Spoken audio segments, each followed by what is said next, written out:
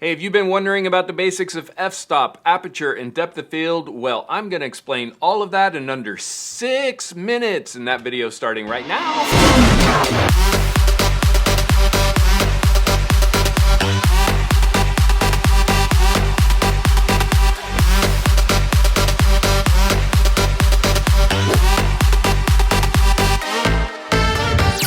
Maybe 7 minutes, maybe 8 minutes. Hey everybody, my name is Sean Seymour. I own a photography studio in California, and what I have noticed is that the internet is super confusing about what f-stop is, what aperture is, and what depth of field is. In this video, I'm going to explain all of that to you very quickly, maybe in under 4 minutes, maybe 5, maybe 6, maybe 7, maybe 8, I don't know exactly, but I'm going to explain it quickly. So why is it so confusing? Because what you hear from people who are teaching photography, or what you see in videos that are video tutorials, is large opening, small number, big number, little opening, more light, less light, small opening, big number. And you're supposed to be able to put that into some sort of relationship as you're out taking pictures. I'm gonna ask you to just stop. Don't pay any attention to that. And if you wouldn't mind, please throw that out the window because it's just going to confuse. Now, as you get more used to photography, hearing things like f16 is automatically going to roll with you. You're going to have it already dialed in and you're going to know exactly what that means. But until you get to that point, as a new photographer or a beginning photographer trying to figure this out, what I want you to do is I want you to realize that f-stops are a fraction. They are not whole numbers, they are fractions. If you just follow along with what we all learned back in elementary school about fractions, f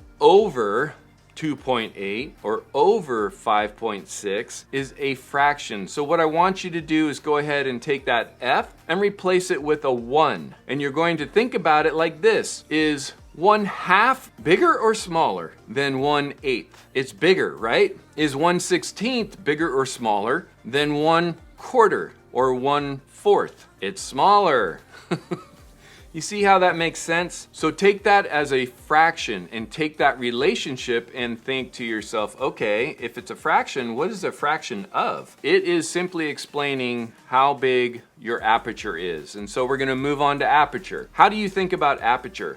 Aperture is a mechanism in your lens that either allows light in or it reduces the amount of light that comes through the lens. As a photographer, our goal is to get the best quality of light and the most amount of that quality of light through the camera to our sensor where it can be recorded and then later displayed on a computer or printed as a print or put on our iPhones or whatever. But the goal is to get the best quality of light and the most amount of that light after you're done with your creative decisions to the sensor to be recorded. And by the way, if you want to do a deep dive into this, you can check out my video over here that talks about exposure settings and how I think about the flow of light all the way from the beginning where it comes into your front element of your lens all the way through to when it gets recorded by your sensor. So check that out if you want to go into a little bit deeper explanation of that. The aperture is a mechanism that reduces in size or increases in size, and when it does, think about it like this. Think about a window in your house somewhere or in your apartment, and that's a really big window, right? You can see outside and it lets in lots and lots of light. What would happen if you cut that window in half? And now you have half a window and the rest of it is wall. It's not gonna let in so much light, right? What if I cut that?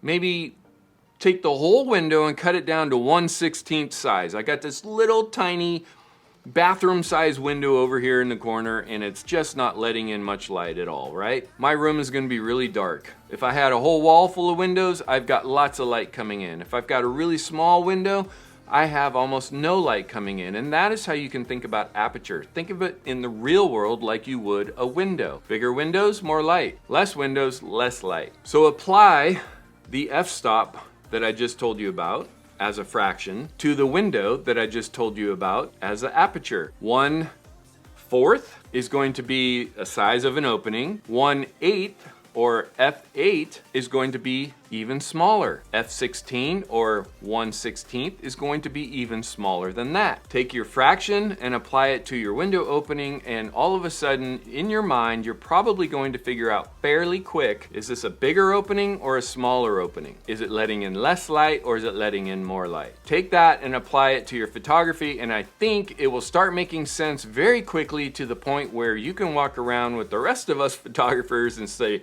hey, I shot that at f/22 or I shot that at f/4, and you'll be all cool with all the rest of us. Now let's move on from that. That's just the management of light, how much light comes through your camera. And as you go through those creative decisions about what you want to have happen, you get to either increase or reduce the amount of light that comes through your camera. The next step is understanding depth of field. As your aperture gets smaller, you're going to see your depth of field get longer or wider. It's going to have more in focus. And I go like this, but it really should be this. It should be this. Like, my face is in focus and my hand might be in focus if I had a smaller opening as my aperture, or 1/16 as my aperture, which we're calling f/16, right? But right now, my lens is set at 1.6, so what you're probably seeing is my face is in focus, but the computer screen behind me is not in focus. And the reason why is because my depth of field is really shallow when I have a wider aperture. That is the basics of f-stop, aperture, and depth of field. If you will treat f-stop as a fraction, you will probably not get confused anymore as to how big the opening of your aperture is. And the only thing you really have to remember that you don't already know is that a smaller aperture lends to a wider depth of field and more stuff in focus, and a bigger aperture, like what I have right now, has something in focus and a whole lot of out of focus, either in the background or the foreground. That's the basics. Play around with it. Let me know what you think in the comments down below. Hopefully this straightens things out so you don't have to remember things like big opening, little number, big opening, or big number, little, whatever I'm trying to say, right? I can't even remember it, and I've been around this stuff for 30 years. Hopefully this helps you remember that f-stop's a fraction. It just tells you the opening size of your aperture, and depending on how wide or small your aperture is, you either have a shallow depth of field or a deep or wide depth of field. Please hit that like button down below. Punch your neighbor, I don't know. I'm just kidding. Hit the like button down below. Subscribe for more of this kind of content, and until I see you on the next video, keep it simple.